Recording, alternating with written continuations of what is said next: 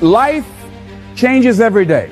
Sometimes things will be going your way. Sometimes things work well for you. Sometimes it won't work so well. Sometimes you'll have your health, you're feeling good and energetic, have a yes I can attitude, and there's some things that can happen to you in life that can take all of that from you. All of that can go. Sometimes you might be financially secure, and a sickness, one sickness can wipe out an illness. Life always changes. But you can choose in the midst of all of this that's going on to be happy in spite of it.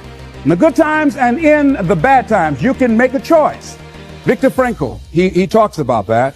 He said the last of the human freedoms to choose one's attitude in any given set of circumstances, to choose one's own way. Douglas Manlock has a poem I love entitled "It's Fine Today." He said, sure, this world is full of trouble. I ain't said it ain't. Lord, I've had enough and double reason for complaint. Rain and storm have come to fret me. Skies are often gray. Thorns and brambles have beset me on the road. But say, ain't it fine today? What's the use of always weeping, making trouble last? What's the use of always keeping thinking of the past? Each must have his tribulation, water with his wine.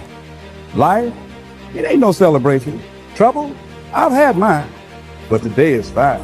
It's today that I'm living, not a month ago, having, losing, taking, giving, as time wills it so. Yesterday, a cloud of sorrow fell across the way.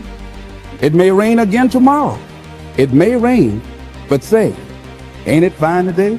If a cloud of sorrow comes over here, ain't it fine today? Living in the moment, getting everything we can out of where we are in the moment where we are right now. Living in the present.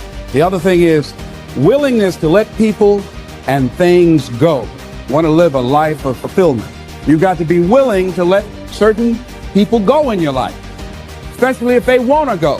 When they're no longer good for you, just let them go. Just to hold on tenaciously really doesn't make really good sense, all right? Just many times we do it because we don't realize that we might desire it, but we don't need it. Now, ladies and gentlemen, you've got to be willing to risk. If you're not willing to risk, you can't grow in life. Life has no power when you're not willing to risk. Somebody wrote this and it was given to me. It said, to laugh is to risk appearing the fool. To weep is to risk appearing sentimental. To reach out for another is to risk involvement. To expose feelings is to risk exposing your true self. To place your ideas, your dreams before a crowd is to risk their loss. To love is to risk not being loved in return. To live is to risk dying. To hope is to risk despair. To try is to risk failure.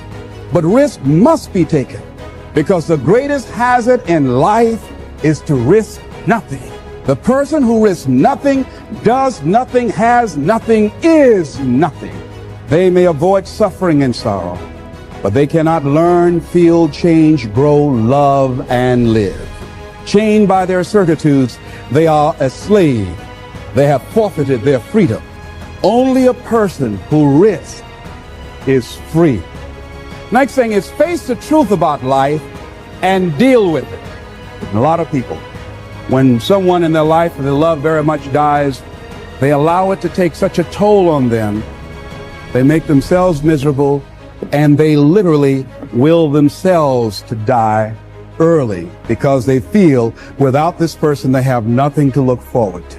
And no, life has other opportunities, other relationships, other experiences for us. And the people that we love really want us to go on.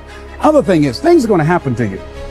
Here, in order to have a fulfilling life, knowing that things are going to happen, expect the unexpected. Whatever happens to you, use everything for your upliftment, learning, and growth.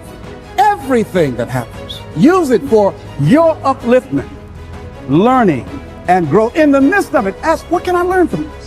What can I get from this? How did I end up here? What's the blessing in this for me?